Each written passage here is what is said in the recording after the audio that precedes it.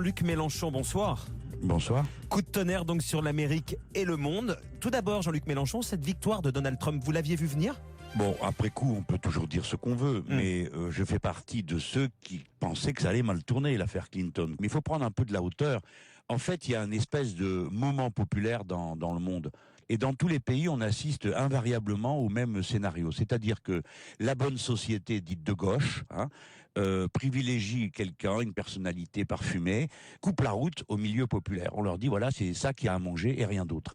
Et si bien que ce peuple populaire se démobilise, et la droite populaire, elle, se mobilise. Et c'est ce qui s'est passé. Vous savez, Monsieur Trump, il a très bien mobilisé la droite populaire. Il y a toujours eu une droite populaire dans tous les pays du monde. Donc Trump représente bien la mentalité de la droite populaire. Et Madame Clinton ne représente pas du tout la gauche populaire. Et c'est exactement ce qui se passe dans tous les pays. Mais pour vous, est-ce que ça vous fait peur ? François Hollande dit que maintenant on entre dans une période d'incertitude. Alain Juppé pointe les risques que la démagogie et l'extrémisme font courir à la démocratie. Il n'y a que Marine Le Pen, pour l'instant, qui dit que c'est une bonne nouvelle pour la France. Vous dites quoi, Jean-Luc Mélenchon ?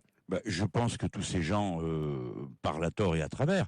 Il faut partir de ce qu'attendent les gens. Ils ne demandent pas monts et merveilles, ils demandent juste de pouvoir gérer leur propre existence. Oui, mais chacun amène sa réponse, Jean-Luc Mélenchon.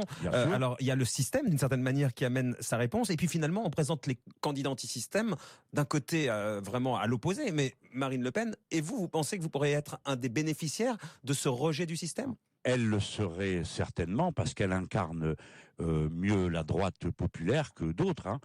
C'est clair. Par exemple, si c'est Monsieur Juppé le candidat des Républicains, il est clair que Madame Le Pen va faire un bond en avant. Bon, de notre côté, nous, vous avez bien vu quel sort m'est réservé. Enfin, Monsieur Fogiel, vous êtes un observateur. Je suis diabolisé du matin au soir parce que pour certains, c'est pire de me voir moi que n'importe quoi d'autre. Mais justement, diabolisé, finalement, c'est ce qu'a été Donald Trump. Il en a bénéficié. Est-ce que vous ne pensez pas finalement qu'à être diabolisé, comme vous dites, vous allez pouvoir en bénéficier ? C'est pas la leçon que vous tirez ce soir, ça, Jean-Luc Mélenchon ? Non. Moi, je n'aime pas les situations comme ça où on ne raisonne plus et où on se laisse emporter par les passions. Moi, j'ai pas envie d'être diabolisé. J'ai juste envie qu'on comprenne ce que je propose et savoir si c'est bon pour le pays. Alors après, Monsieur Juppé et Monsieur Hollande, eux aussi disent c'est un danger, blablabla. Mais c'est eux le danger. En quoi Monsieur Trump est-il un danger pour nous ? Vous vous rendez compte où on en est, Monsieur Fogiel ? Ce type est censé incarner la droite absolue, et la première chose qu'il dit, c'est que ce qui est important, c'est de faire fonctionner les hôpitaux et de réparer les ponts. Mais d'habitude, c'est nous qui disions ça. Il a commencé à dire ça, mais vous avez remarqué que c'est un changement de discours. Jusqu'à là, il avait plutôt un discours xénophobe, misogyne, et c'est ce discours-là qui faisait peur, Jean-Luc Mélenchon.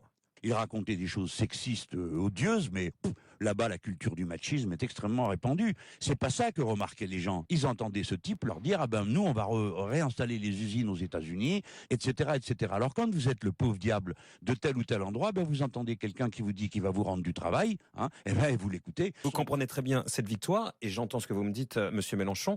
Elle ne vous fait pas peur. Vous allez voir. Elle ne me fait pas peur parce que moi je m'occupe de la France.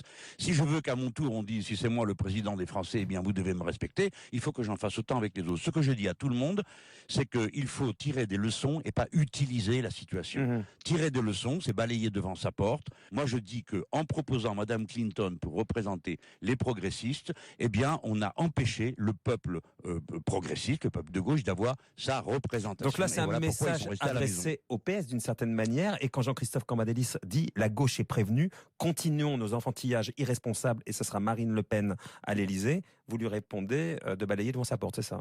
Mais je réponds que c'est pas une manière de parler aux gens. Enfin, les enfantillages, de qui, de quoi ? En quoi sont-ce des enfantillages ? Je suis en opposition avec eux sur leur politique économique. Je devrais y renoncer, leur dire bravo et merci.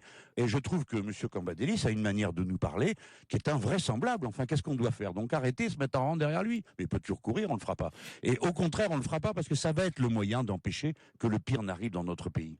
Mais est-ce que vous craignez clairement, après cette victoire d'hier, et c'est d'une certaine manière que les cartes soient rebattues en France et qu'on soit les prochains sur la liste des populistes et que clairement Marine Le Pen arrive au pouvoir ? Est-ce que vous avez l'impression que ça a renforcé Marine Le Pen ? Ça dépend ce qu'on entend par populiste. Et puis il faut arrêter de mettre Madame Le Pen à tous les repas. Voilà, on a déjà en parlé 3 ou 4 fois. En quoi serait-elle plus importante que d'autres dans cette situation ? La colère des déclassés, des sans-voix, c'est là-dessus qu'elle fait campagne. Vous avez bien raison. Oui. Et Monsieur Sarkozy Et Monsieur Juppé, vous croyez pas que c'est des catastrophes au moins égales?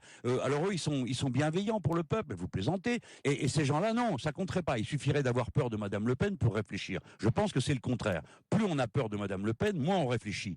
Mais vous savez, il fallait se réveiller avant. Ça n'a pas commencé par Trump. Eh bien, oui, la menace d'extrême droite existe pour tout le monde et pour nous les Français aussi. Mais il n'y a rien qui nous tirera d'affaire que notre réflexion, pas la peur, ni les troupeaux bêlants derrière les bons pasteurs, Georges Cambadélis, Hollande, Valls, ce que sais-je encore, qui ont amené le pays dans l'état dans lequel il est. Enfin, c'est quand même ça le point de départ. Est-ce que vous, ce soir, d'une certaine manière, vous aussi, vous reprenez des forces après cette victoire, puisque l'un et l'autre, vous représentez bien la colère des déclassés et des sans-voix? C'est la leçon qu'on peut en tirer quand même ce soir. Est-ce que je peux dire ça, Jean-Luc Mélenchon? Vous pouvez le dire parce que je l'espère, mais je ne suis pas du tout sûr que cela se fasse. Cependant, je vois bien que depuis ce matin, je reçois beaucoup de messages de gens me disant surtout ne changez rien, finalement c'est vous qui aviez raison. Bon, je ne veux pas dire que c'est un phénomène de masse, mais je l'observe. C'est-à-dire que plein de gens sont en train de se rendre compte que ce n'est pas une solution de reconduire toujours les mêmes systèmes, les mêmes idées, parce que c'était ce qu'est Madame Clinton. Enfin, rendez-vous compte de la tête que fait un travailleur, un salarié américain, une pauvre femme qui a 3 emplois par jour, quand on lui propose pour la représenter une milliardaire qui leur explique qu'il n'y a rien au-dessus de la mondialisation, que bravo, il faut que les marchandises continuent. Sauf qu'ici en France, c'est pas celui qui représente la gauche, en tout cas aujourd'hui, c'est François Hollande. On ne peut pas le comparer à Hillary Clinton. On ne peut pas les mettre sur le même plan. Mais si, on peut les mettre exactement sur le même plan. Parce que je vous l'apprends peut-être, et je ne vous en veux pas de ne pas le savoir, mais Monsieur Hollande était le premier Clintonien en France dans les années 80. C'est moi qui ai exhumé les textes de cet homme à l'époque où il était branché sur les débuts de Clinton. C'est-à-dire tous ces gens qui ont droitisé la gauche au point de la rendre de droite. Mais ça, c'est la famille Clinton qui a commencé ça. Donc on voit bien que ces gens-là sont les premiers fourriers de la catastrophe qui arrive ensuite et qu'ils ont le culot de reprocher aux autres. Donc la leçon est, pour conclure, Jean-Luc Mélenchon, à la victoire de Trump, ici en France, il faut apporter une candidature bien plus à gauche, et c'est ça qui fera la différence. Mais en fait. À gauche, vous savez, maintenant l'étiquette est devenue frauduleuse. Mais j'avais dit en 2012, ça se terminera entre Madame Le Pen et moi. Eh ben, j'ai l'impression qu'on en prend le chemin, et c'est tant mieux, parce que à la fin, vous savez, ce sera moi. Merci Jean-Luc Mélenchon d'avoir été en ligne avec nous.